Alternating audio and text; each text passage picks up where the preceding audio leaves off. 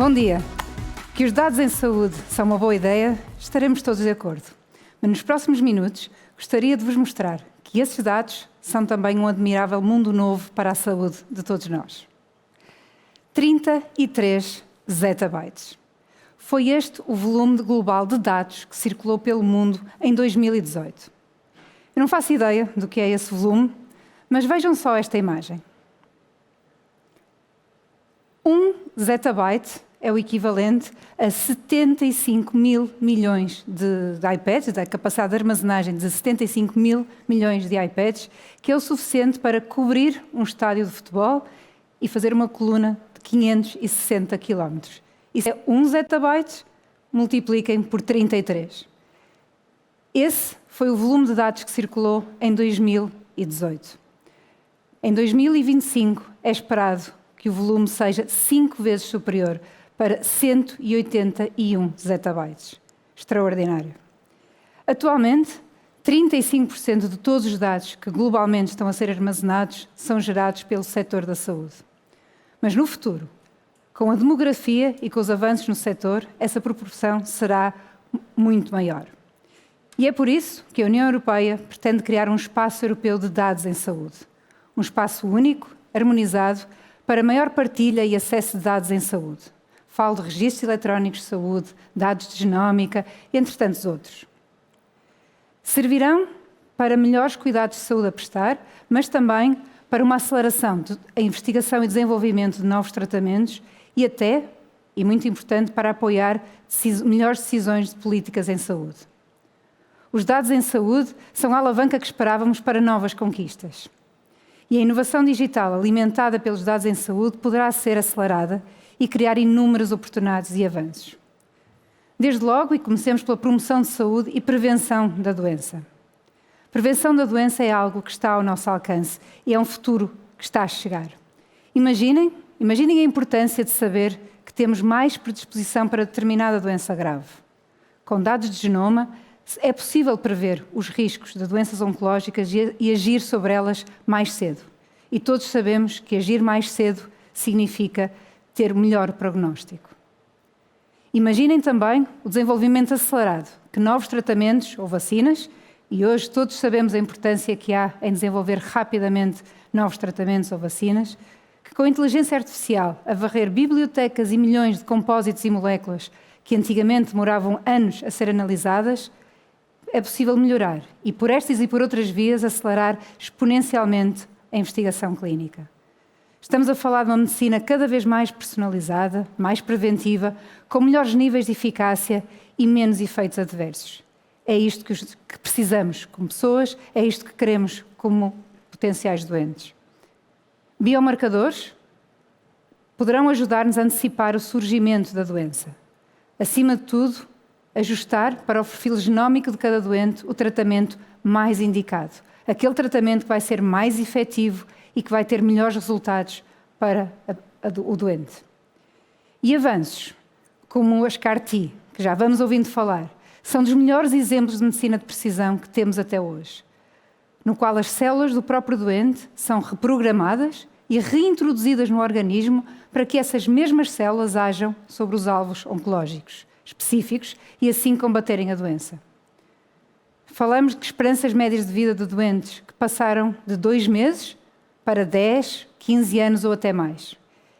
Não estou só a falar de medicamentos, estou a falar de processos de melhorar as capacidades de defesa do organismo para que seja o próprio organismo a eliminar a doença. Isto é um futuro e que já acontece hoje. É a realidade e já está também presente em Portugal. Mas podemos e queremos ir mais além. Com os dados em saúde, poderemos ter estas e outras conquistas. E volto a referir, queremos mais eficiência dos tratamentos e também maior sustentabilidade dos sistemas de saúde. E é verdade que, em boa medida, os dados hoje já se vão recolhendo. Aliás, os tais 35% de armazenamento global de dados são dados que já existem. E até já é possível aceder a alguns desses dados, porque existem e sempre existiram.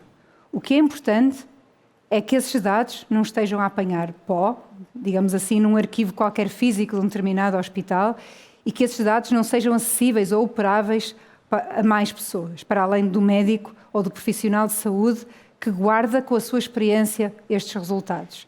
Experiência muito valiosa, mas que será ainda mais valiosa quando acessível a mais profissionais de saúde.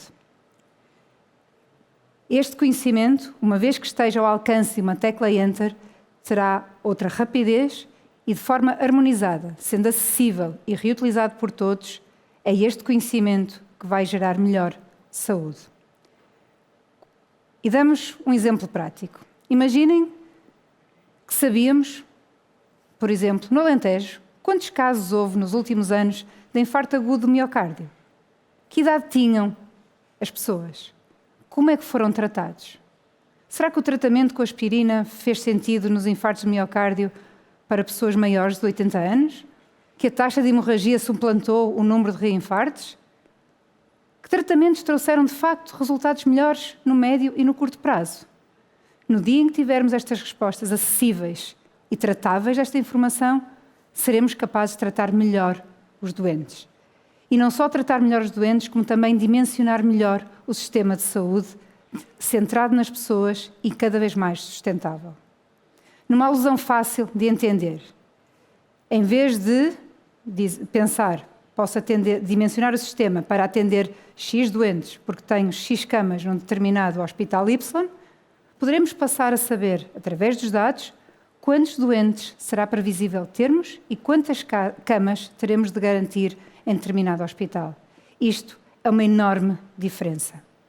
E serão os dados que permitirão esta realidade, mais uma vez reforçando a equidade e baseando os procedimentos no valor e nos resultados para a saúde do doente. Mas para isso precisamos de reunir, de tratar e de monitorizar dados. Falava-vos dos dados como motor de eficiência dos tratamentos ou até de previsibilidade e tratar mais cedo, mas também da importância de sistemas de saúde cada vez mais sustentáveis. E por toda a Europa, e Portugal não é exceção, há ainda muito a fazer. Estamos numa União Europeia onde alguns discutem inteligência artificial, mas que outros, sejam países, entidades ou hospitais, e também falo de Portugal, que outros ainda estão no tempo do fax. Nos próximos anos teremos muitos desafios pela frente e as possibilidades que estamos ao nosso alcance são absolutamente extraordinárias. Hoje, 100% dos cidadãos europeus deveriam já ter acesso seguro aos registros eletrónicos de saúde. Ainda não é uma realidade e a pandemia do Covid-19 veio demonstrar a importância e as fragilidades que ainda existem para aceder e comparar dados. A União Europeia ainda não tem uma clara e harmonizada arquitetura de dados em saúde, mas quer fazê-la e vai fazê-la. E essa reforma deverá respeitar 4 pilares. Primeiro, que seja centrada nas pessoas e no doente. A confiança é a pedra angular para construir um espaço de dados e, além dos princípios éticos da privacidade, de cibersegurança, é fundamental também apostar na literacia digital. Em segundo, a decisão política de gestão ou a própria decisão clínica tem de ser uma decisão baseada em informação, baseada em dados. Há que garantir que os países criam e disponibilizam aos seus cidadãos os seus registros eletrónicos de saúde e que é melhorado o acesso aos grandes volumes de dados com qualidade. Em terceiro, que os dados sejam FAIR. FAIR do acrónimo de Findable, encontráveis, acessíveis, interoperáveis e reutilizáveis. E para isso é necessário que os Estados-membros, incluindo Portugal, usem os vários mecanismos que têm ao seu dispor, incluindo os PRRs, que aumentem o financiamento das infraestruturas digitais. Portugal precisa de investir em tecnologia para ter melhores cuidados de saúde. Acho que não temos dúvidas disso, isso já é muito falado. Por último, e em quarto lugar, quarto pilar que falava desta arquitetura de dados em saúde, que os dados recolhidos sejam cada vez mais dados de vida real. Como exemplo, claramente durante a pandemia, Israel demonstrou a todos o que são dados de vida real e para que é que podem ser usados.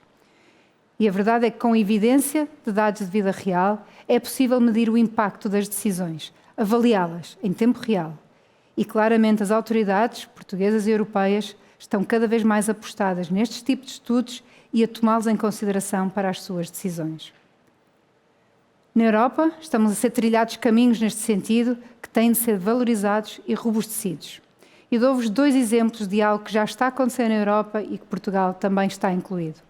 Na área da hematologia, o Hematological Outcomes Network na Europa é alimentado com informação de grande valor de várias instituições, hospitais, academia e empresas, todas numa estreita e transparente colaboração.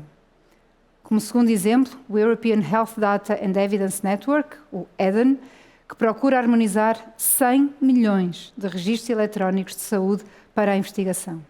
São iniciativas que já estão a decorrer, Portugal faz parte e são apenas um vislumbre do que poderá contribuir os dados para a saúde de todos nós.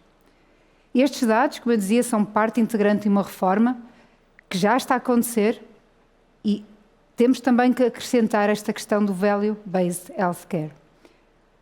Value-Based Healthcare são sistemas de saúde organizados e financiados, orientados para os resultados para o doente. Em vez de financiarmos volume de consultas ou de intervenções, estamos a financiar e a tomar decisões para os melhores resultados para o doente. Em Portugal, há claramente um consenso quanto à necessidade de melhores dados em saúde.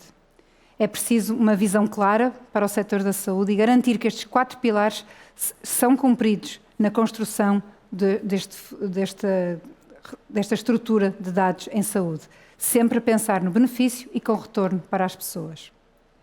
Instrumentos como a PRR serão fundamentais e é importante que sejam executados em colaboração entre os diversos atores para garantir que não estaremos a construir uma manta de retalhos. E para isso é fundamental esta visão clara para o futuro do setor e que permita avançar desde já, sem prejuízo de integrar mais tarde aqueles que neste momento estarão mais atrasados. E é que o futuro é já hoje e já começou.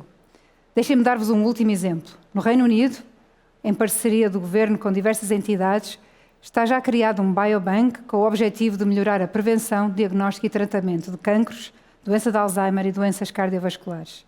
Há pouco mais de uma meia centena de biobanks no mundo, mas este é o maior e o mais avançado. Este biobank incluirá já em 2023 os dados de 500 mil doentes. 500 mil doentes, já em 2023, com os dados incluídos, é uma enorme vantagem competitiva, quer pela melhoria da investigação que possibilitam, quer pela consequente atração de investimento no país que promovem, mas acima de tudo, para aquelas 500 mil pessoas que poderão antecipar o risco de desenvolver doença e poderão garantir os tratamentos mais adequados para as suas condições. Se Portugal quiser entrar neste comboio, terá de começar já a realizar as reformas que permitam a rentabilização ao máximo dos dados em saúde. Os dados são o acelerador da saúde no futuro, com melhores resultados e sistemas mais sustentáveis. Do nosso lado, continuaremos a trabalhar para fazer da doença algo do passado, sempre em prol das pessoas. Obrigada.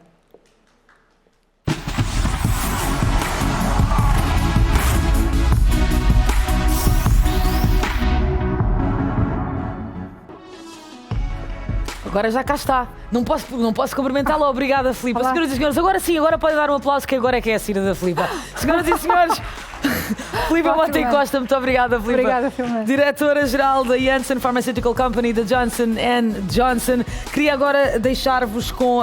nós vamos fazer uma pausa sim, mas durante a tarde vamos focar-nos no nosso planeta. Vamos focar-nos no impacto que a tecnologia tem no ambiente e vamos explorar as soluções tecnológicas para criar um futuro mais sustentável. Ora bem, agora pedi a vossa atenção, só antes de irmos embora, porque se hoje estamos a falar de pessoas e se estamos a falar de pessoas especiais que acreditam na partilha de conhecimento por um mundo melhor, por um mundo mais inclusivo, por um mundo mais justo, é impossível não falar de uma delas. Alguém que esteve connosco desde a primeira edição do Building the Future e infelizmente já não está connosco. Hoje e sempre deixamos a nossa homenagem ao Pedro Oliveira.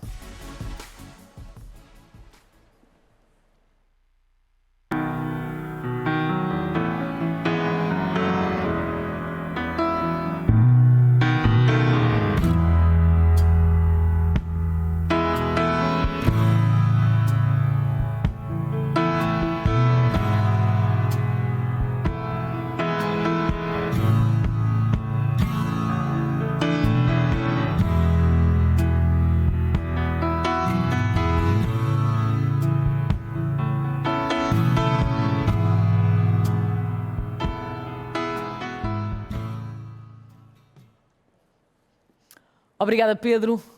Deste lado não será esquecido. Obrigada. Nós vamos fazer uma pausa para o almoço. Estamos de volta às 2 da tarde. Por favor, voltem connosco, é o segundo dia do Building the Future. Estamos cá às 2. Até já. Bom almoço.